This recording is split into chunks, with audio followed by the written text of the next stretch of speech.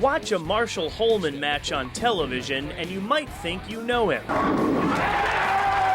But looks can be deceiving. I had sort of a cockiness in my early years, but that was mostly a defense mechanism. I didn't want the guys to know how deathly scared I was of being out there, and things worked out for me. I really didn't anticipate bowling more than a year on tour, but I was very fortunate. He certainly didn't seem scared. Are you a little nervous? Yeah, Bo, I am a little nervous, but I'm also very confident. I bowled well all week. I've got a good shot on the TV pair, and I think I can win. Holman was just 21 years old when he made his first major statement, winning the 1976 Tournament of Champions.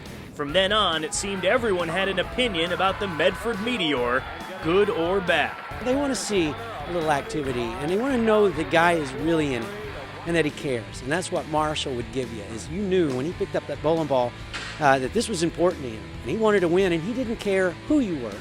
He wanted to win. And so many people appreciate that they're going to have a following, but then they're also going to have those that tend to follow him around just to hoot and holler and maybe even root against him. You know, they used to throw things at Marshall. Well, early in my career, I really didn't care that much whether people rooted for me or rooted against me. All I wanted to do was go out there and do the very best I could. Later in my career, I certainly grew to embrace the people that rooted for me, and as my career proceeded, more and more people came over to my side, and it was a lot more fun having people rooting for you than rooting against you. And they had plenty to root for.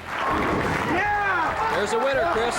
10 years after his big win in Akron, Marshall won the Tournament of Champions again in 1986 and seemed to have spent an entire decade always staying one step ahead.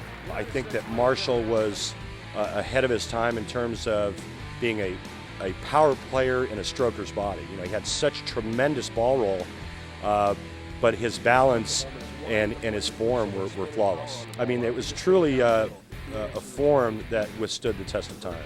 In 1988, Holman won his 21st title, and then he stopped winning.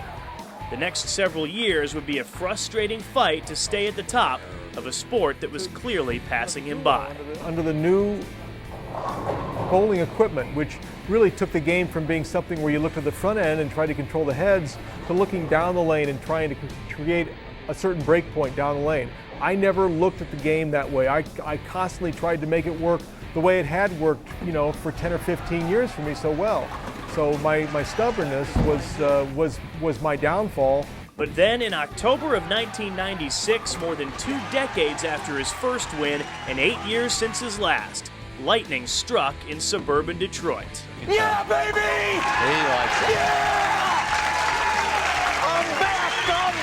I did it! I can't stand it! And what took me by surprise, I look back on that tournament as almost like a little bit of a gift, and maybe saying, you know, Marshall, you finished second in a lot of tournaments, a lot of opportunities passed you by.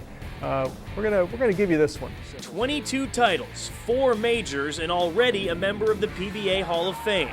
Now Marshall Holman enters the USBC Hall with the ability to look at his career from a distance. I'm very proud of being the kind of player that week in, week out had a very good chance to win.